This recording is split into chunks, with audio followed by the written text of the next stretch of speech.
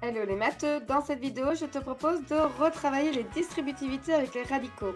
Alors, prêt à devenir un expert? C'est parti!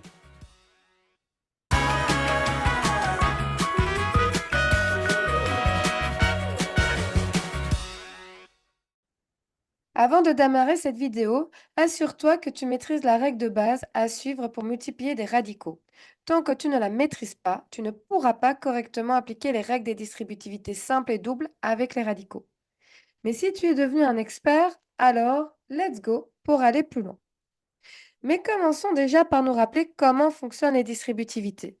Si tu te souviens bien, tu les avais appliquées avec des expressions algébriques. Ces règles nous permettent d'effectuer des multiplications avec notamment des expressions algébriques. Tout d'abord, il y a la règle de la distributivité simple. Par exemple, nous aimerions effectuer le calcul 3 fois 2a moins 5. Si nous nous tenons à la règle des priorités des opérations, nous devrions d'abord effectuer le calcul compris entre les parenthèses. Le problème, c'est que nous ne pouvons pas effectuer la soustraction 2a moins 5, car 2a et 5 ne sont pas des termes semblables. C'est là que la distributivité simple vient nous sauver pour quand même effectuer cette multiplication. Comme il s'agit d'une multiplication, nous avons des facteurs. Nous comptons ici deux facteurs. Il y a le facteur 3 et il y a le facteur 2a moins 5. La règle de la distributivité simple consiste à distribuer le facteur 3. D'abord 3 fois 2a qui est égal à 6a, ensuite 3 fois moins 5 qui est égal à moins 15. Il y a aussi la règle de la double distributivité. Par exemple, nous aimerions effectuer la multiplication 3 moins 4a fois 2a moins 5. Cette multiplication compte également deux facteurs. Premier facteur 3 moins 4a, deuxième facteur 2a moins 5. Nous allons distribuer le premier facteur en démarrant avec 3. 3 fois 2a, 6a, 3 fois moins 5, moins 15. Ensuite, nous distribuons le moins 4a. Moins 4a fois 2a, moins 8a carré, moins 4a fois moins 5, plus 20a. Mais attention que dans cet exemple, nous avons encore les termes semblables que nous pouvons additionner. 6a plus 20a, qui est donc égal à 26a. Et si nous voulons atteindre un niveau expert maximal, nous pouvons encore mieux faire en ordonnant les termes du plus grand exposant au plus petit exposant, puisque nous n'avons qu'une seule variable qui est a. Ainsi, nous écrivons d'abord moins 8a carré, ensuite plus 26a, et enfin nous terminons avec moins 15. Maintenant que notre mémoire est rafraîchie, nous pouvons se lancer à appliquer ces règles avec les radicaux. Démarrons avec la règle de la distributivité simple. Imaginons que nous souhaitons effectuer le produit racine de 3 fois racine de 5 moins 2. Nous rencontrons le même problème qu'avec les expressions algébriques, à savoir que nous ne pouvons pas effectuer le calcul placé entre parenthèses en respectant les priorités des opérations, puisque la soustraction racine de 5 moins 2 ne se compose pas de radicaux semblables. Ainsi, nous n'avons pas d'autre choix que d'appliquer la règle de la distributivité simple en distribuant le facteur racine de 3. Racine de 3 fois racine de 5, racine de 15, et racine de 3 fois moins 2 racine de 3. Concernant la distributivité double, nous souhaitons effectuer le calcul racine de 3 plus 4 fois racine de 5 moins 2. On démarre en distribuant racine de 3.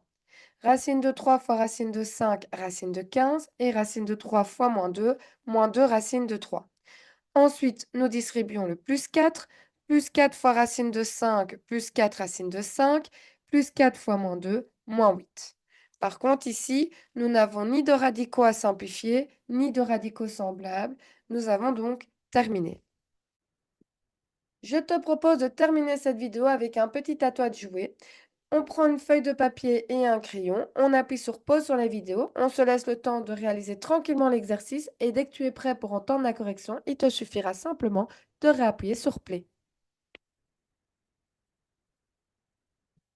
Alors, racine de 5 fois racine de 2 plus 3 racine de 7, il s'agit d'une distributivité simple. Racine de 5 fois racine de 2, racine de 10, et racine de 5 fois plus 3 racines de 7, 3 racines de 35. Pas de radicaux à simplifier, pas de radicaux semblables, nous avons terminé. Le suivant, il s'agit d'une double distributivité, donc on démarre d'abord en distribuant racine de 2. Racine de 2 fois racine de 6, racine de 12, et racine de 2 fois moins racine de 5, moins racine de 10. Ensuite, nous distribuons le plus racine de 3, plus racine de 3 fois racine de 6, plus racine de 18, et racine de 3 fois moins racine de 5, moins racine de 15. Par contre, ici, racine de 12 et racine de 18 sont simplifiables. Racine de 12, 4 fois 3, donc 2 racines de 3. Et racine de 18, 9 fois 2, donc 3 racines de 2. Réponse finale, 2 racines de 3 moins racine de 10, plus 3 racines de 2 moins racine de 15. Troisième calcul, distributivité simple. 2 racines de 6 fois 3 racines de 5, 6 racines de 30. Et 2 racines de 6 fois plus 4 racines de 2, 8 racines de 12. Racine de 12 est simplifiable, c'est égal à 2 racines de 3. Et 8 fois 2, 16. Donc réponse finale, 6 racines de 30 plus 16 racines de 3. Et enfin, dernier calcul, une double distributivité à appliquer. 2 racines de 8 fois 5 racines de 2, c'est égal à 10 racines de 16.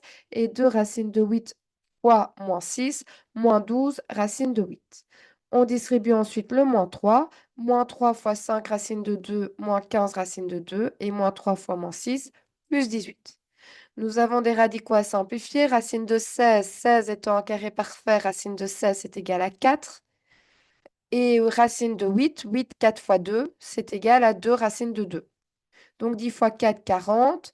Et le 2 qui sort de la racine, 2 fois 12, 24. Donc nous avons comme calcul 40 moins 24 racines de 2, moins 15 racines de 2, plus 18.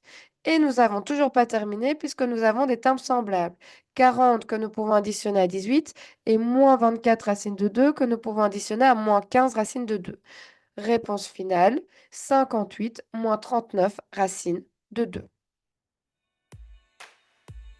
Et voilà, j'espère que cette vidéo t'aura aidé. N'hésite pas à dire en commentaire.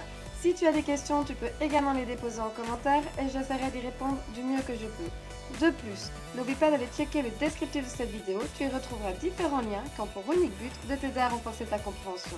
Car n'oublie pas, la règle d'or pour réussir en mathématiques reste toujours la même, faire régulièrement des exercices à la maison.